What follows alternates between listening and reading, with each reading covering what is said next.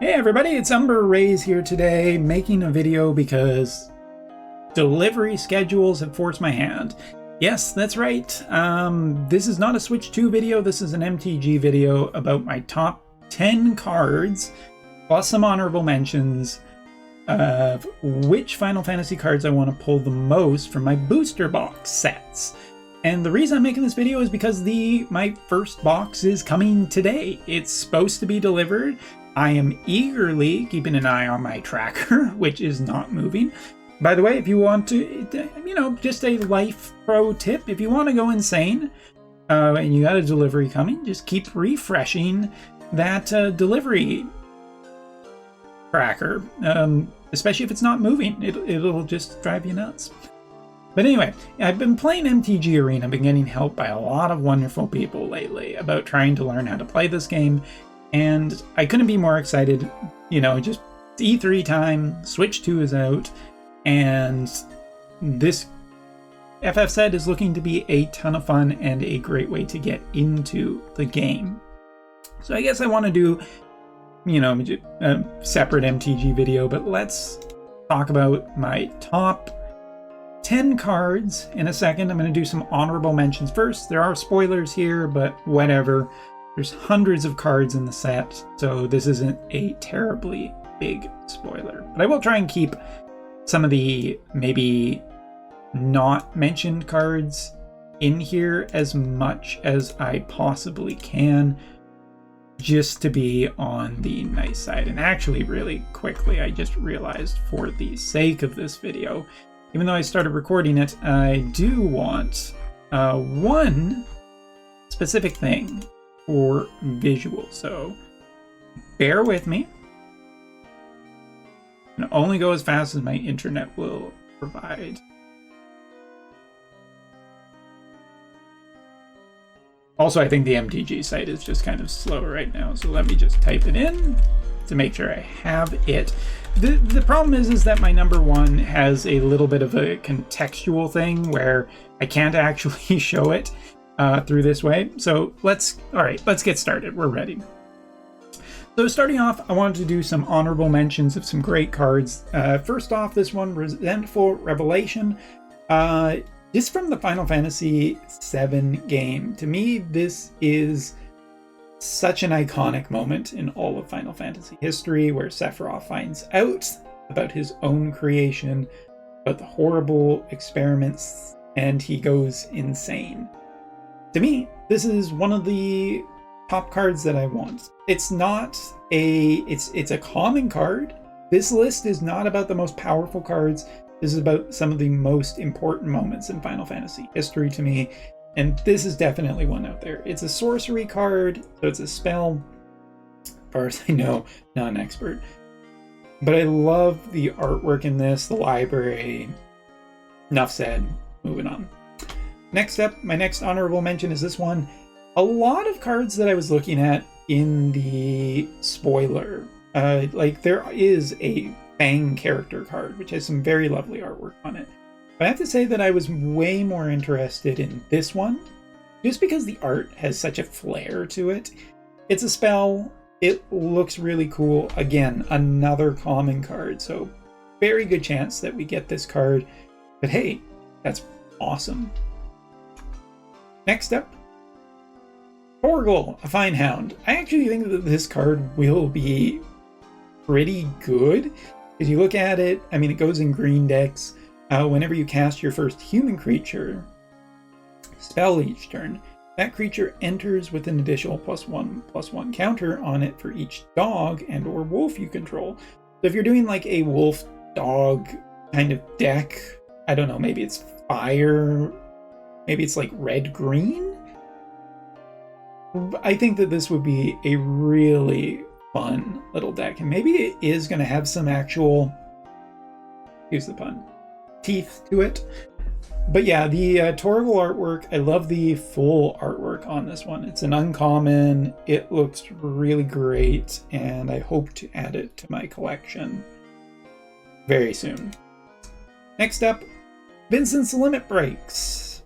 Limit breaks are such a huge part of Final Fantasy to me, especially because 7 is my favorite. This card seems just generally pretty cool as a common card. Probably won't be competitive, but might just be fun. Where, you know, black is all about your creatures dying and whatnot, and this brings a creature back with like some extra stats depending on how much mana you spend on it. But I love, since at this point in time we really haven't seen too much of Vincent's limit breaks in the Final Fantasy VII Remake project, it's cool to see them represented here in better artwork than like the old original game. I think that this is going to be so cool. Or it's just so cool to see like the Death Gigas and the Hellmasker, Jason Voorhees, if you will, and Frankenstein, and of course the Gallium Beast, which is represented in Dirge of Cerberus. Fantastic PS2 game. Trust me on that. Anyway, this represents a lot of stuff I like in Final Fantasy. Cool card. Moving on. All right. And this is the last honorable mention. All of the summon cards. I would love to put all the summon cards on here, but for the sake of this video, I'm specifically picking Balfour.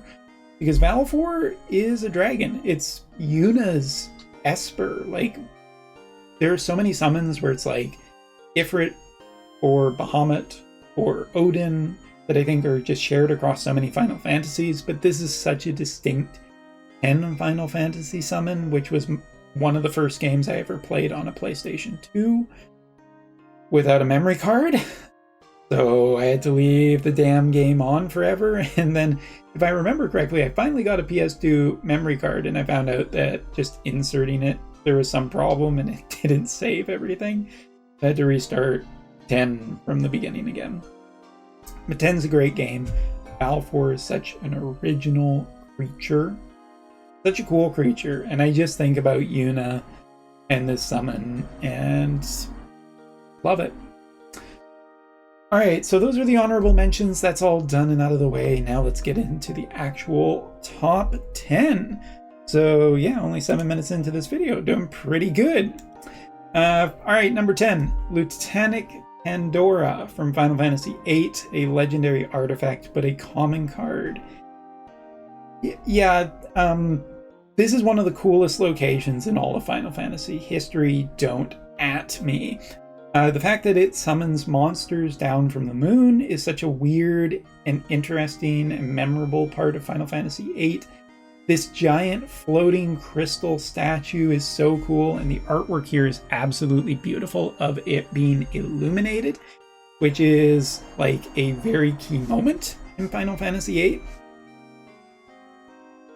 Just looking at this card, in all honesty, makes me want to play 8 again. And yeah, I love it. Yeah, no idea if it's any good. It's just 1 mana, and you can play it in anything. No idea what it's going to be good in. Maybe it'll be good in black. Maybe it'll be good in whatever. I mean, it destroys something, so that's always cool. I want this card. This card I would put in a binder. This card I would frame. I don't care how good it is. I will play at least 1 deck eventually with the card in it. Alright, moving on to number 9. Is another Final Fantasy VIII representative, I guess. Quistis Trippy. A legendary creature, human wizard, blue magic. When Quistis Trip enters, you may cast target instant or sorcery card from a graveyard, and mana of any type can be spent to cast that spell. If that spell would be put into the graveyard, exile it instead. Quistis, she's blue, which blue is not my favorite type, but it's also not my least favorite type. I love the artwork of this card. Uncommon, which means that it's generally pretty easy, probably going to be pretty easy to get. Maybe even multiple copies, but it ain't about the quality of the card in this case. It's 100% about this card. Just, I think this is one of my favorite artworks of this character ever. Of a character that I don't even like, honestly, if I'm talking about 8, I love Renoa more. I love Selfie more. But this card actually makes me love this character a lot because it just looks fantastically cool. Alright, moving on. Number 8 on the list is Jill, Shiva's Dominant. And here we actually have a rare with alternate artwork. There's multiple versions of this card. I love this version of it. I don't even think this will be that hard to pick up as a single, but yeah, Jill, she's a great character in 16. I wish she's a little bit maligned, unfortunately. I think she should have had a bigger part in the DLC at the very least. But as Shiva's Dominant, yeah, just cool. Just cool. I don't have too much else to say about this. Again, I guess I should talk a little bit about the card. When Jill enters, return up to 1 other target's non-land permanent to. And so, annoying.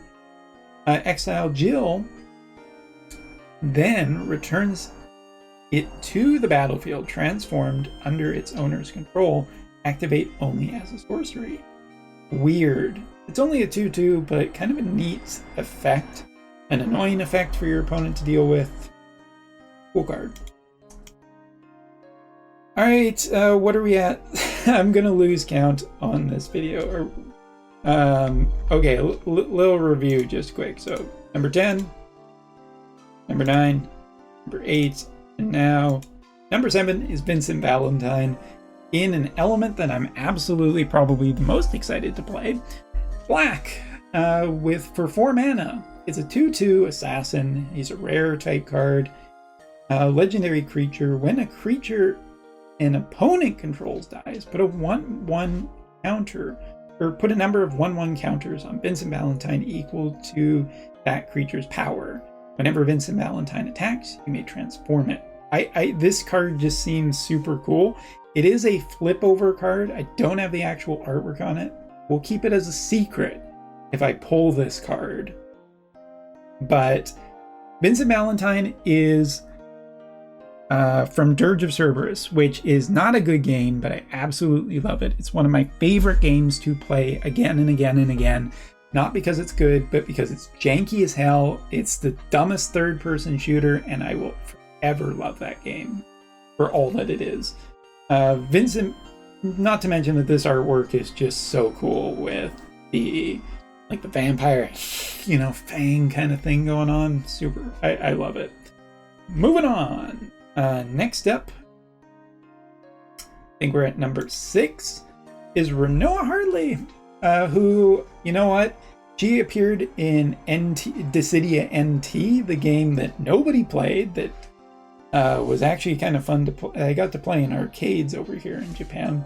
Legendary creature, an uncommon human rebel warlock.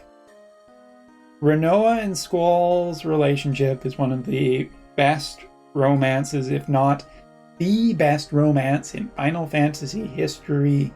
Don't at me. Great Angelo, a legendary 1/1 green and white dog creature token, which could, work with Torgal, for example. Angelo Cannon. Whenever Renoa Hartley attacks, another target creature you control gets +1/+1 till the end of the turn for each creature you control. So maybe like a swarmy type deck, white-green. I don't know.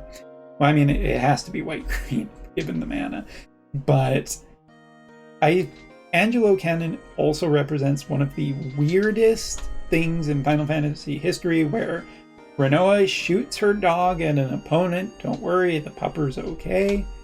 And yeah, one of my favorite romances in Final Fantasy history. Great fun character in 8. Makes me want to play 8 again. Moving on. Alright, so we're moving into the final 5 at the 14-minute mark. So that's great news, because it's just going to be, I think, a 777 video. Maybe Lucky Umbra? Alright, number 5 is Celeste the Rune Knight, my Final Fantasy VI choice on this list. When Celeste enters, discard any number of cards, then draw that many cards +1. Whenever one or more other creatures you control enter, if one or more of them entered from the graveyard or was cast from the graveyard, put a +1/+1 counter on each of them. for each creature you control. Red, white, black, so a very interesting multi-color character. And a 4/4. And this is our first actual mythic on the list. Celeste looks so cool. I love the color of this card more than anything. I mean, it's, to me, like some of the older Final Fantasy sets, like 3 or 4 or 5 or 6, they don't have that much really cool artwork of the characters. This is so neat, and I love this card to death. If I do not open it in my packs, I will be buying this card. It's great. Next up, we're getting into some of my favorite stuff. This makes me smile. The Diamond Weapon getting its own card. I have no idea whether or not Ruby or Emerald got their own card each. I would kind of expect them to, since they're some of the most famous stuff in Final Fantasy history. But the Diamond Weapon does get represented of green as a green elemental, massively costed creature, a legendary artifact creature, and an elemental. You couldn't put more favorite words in a card if you really tried. This spell costs 1 less for each permanent card in your graveyard. Has reach, has immune, prevent all combat damage that would be dealt to the Diamond Weapon. The weapons, Emerald, Ruby, Diamond, Sapphire, Ultima, and technically Omega, if you want to get into it, are some of my favorite cards, or favorite things in Final Fantasy history of all time. And to see the Diamond Weapon represented brand new, not in the King's, mind you, not in the Kingsglaive style. I cannot make mention of this enough. This is a card that I will 100% buy multiple copies. I don't know if there's a shiny version of it, but if there is, I will buy it. I love this card to death. From the artwork to the effect, to everything about it, to the fact that I really have enjoyed playing green in MTG Arena lately. I would play a deck with this card in it, and I would not care if it wasn't a remotely good deck. But I hope that it does find its way into a remotely good deck. This is definitely in my top 4, and it would beat out the next one, but the only thing I like better than a Diamond Weapon is a dragon. And so here's the thing. Unfortunately, you're going to see a theme for the next 3 cards. See if you can figure out what it is. All right, number 3 is Summon Bahamut. I don't need to talk too much about this. This is 9 mana of any color. It's a mythic card. It's a 9/9 creature. Bahamut is... You know, I've loved Bahamut since the first Final Fantasy I played, and I'll love him until he dies. This full artwork of Final Fantasy X, I remember actually little back. I remember months and months and months ago when I heard about the Final Fantasy set was coming out, and people said to me, or I remember talking with people in the Wotive chat in the Final Fantasy community, where it was like, well, which Bahamut would they choose? There's so many. And to be fair, to me, 8 is the iconic Bahamut. But there really isn't many bad choices, and the 10 version of Bahamut is absolutely beautiful. He's stylized to hell. He's incredibly recognizable among all of the Bahamuts out there. So this one's great. The full artwork here is fantastic. It's so neat. It's such a neat take on it. Destroy up to 1 target non-land permanent for the first 2 sagas. Draw 2 cards for the 3rd saga.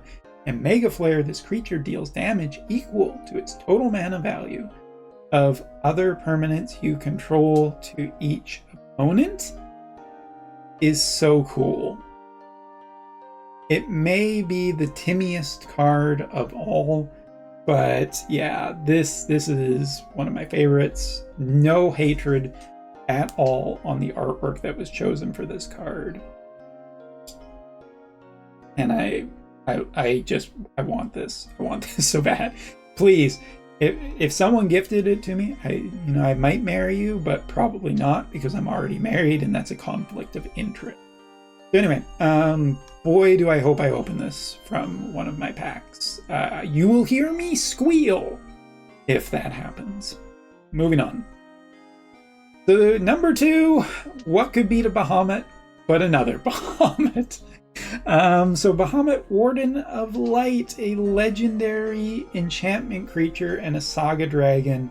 A rare beating out a mythic on my list. That's how you know it's all about love, because it's not about the highest quality or most expensive card.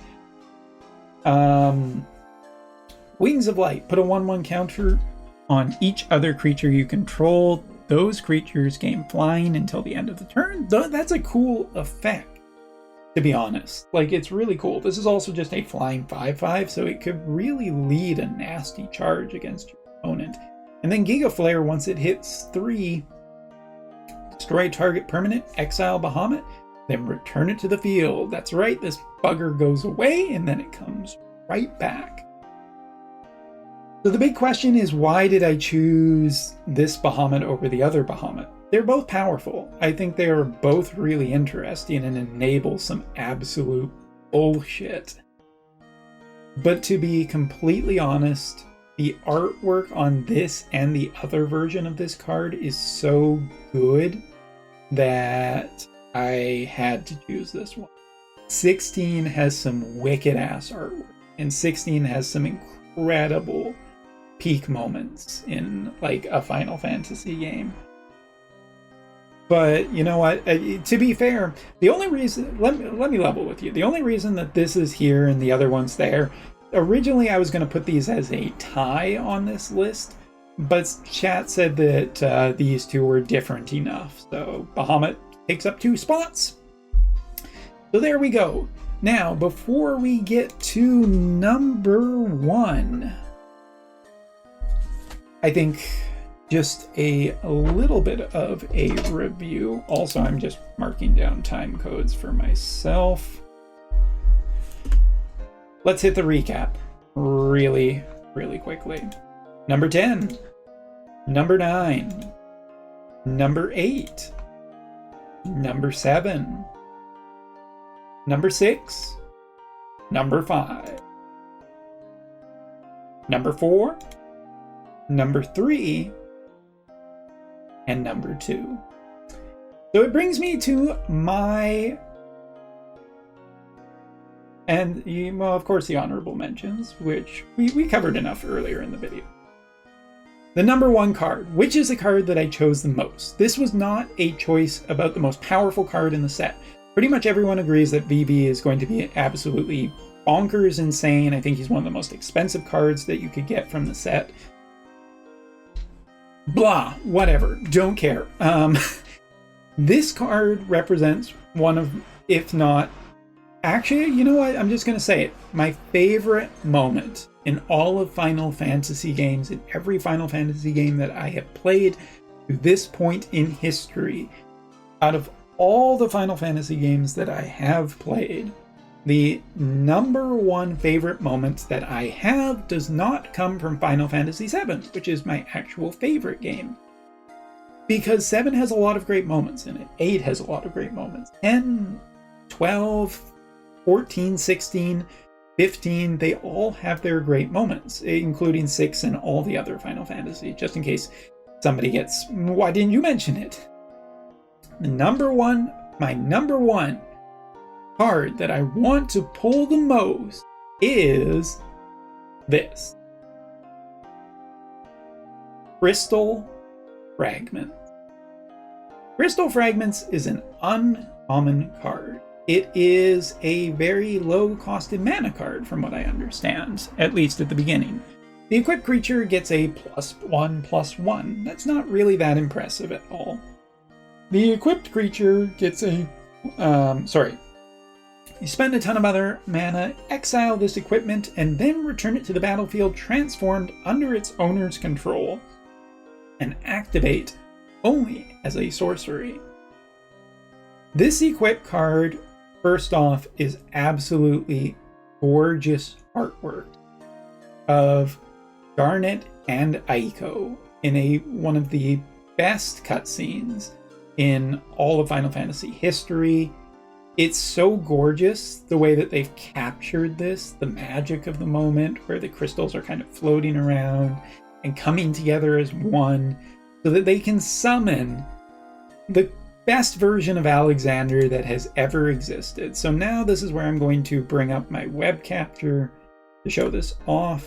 Oh, I'll just be very, very careful about that. Oh, it's, hold on. All right. Yeah, because this is a flip card. So the actual flips to summon Alexander, which is a 4/3 flying. It's not the most impressive thing, but prevents, Saga 1 and 2 prevents all damage that would be dealt to creatures you control this turn, is a really cool prevent effect. In card games, I always hate it when my creatures get destroyed. I absolutely despise it. Because, creatures you control, they're on your team. You love them. You're playing them for a reason. This is such a cool effect of just preventing for, 2 turns. And then tap for 3. Tap all creature your opponent controls, basically, in the actual thing. In the actual video, Alexander uses the power of its enemies against it to block it out, or to, banish Bahamut in it. And to this artwork's credit, and I'm going to make this, bigger so that you can see, Bahamut is featured in the actual artwork there. It's so great. It captures just one of my favorite moments. The size, the scale, the scope of this moment in Final Fantasy history is so cool. There is another version right here, which is also really cool. But if I had a choice, I guess I would want both, but I absolutely want the full artwork version of it, which is in the regular boosters and everything. But this is one of my favorite moments. This is a moment that I get excited about every time I play Final Fantasy IX. This is a moment that I play Final Fantasy IX every year, just so I can experience this again. It is the #1 card I want to pull. Don't care how good it is. I will make a deck with this. I will play this on MTG Arena. I will craft this on day 1 that I can. I love this card to death. And that is all. So thank you so much for watching this long-winded, nostalgia-driven video about the top cards that I want to get from my card packs. Will we get them? I don't know. I don't know if I'm going to be that lucky. But I can hope, I can dream, and I can always order singles later. So thank you so much for watching. I hope that you find the cards that you want if you are opening card packs. Or, just in case, if you are trying to find card packs, I hope you can find them. Screw scalpers. Also, Final Fantasy IX shirt. The hint was there the whole time. Thanks so much for watching. Oh, last thing in the video. If tomorrow Final Fantasy IX gets revealed, the remake, on Summer Game Fest, it'll be a great day.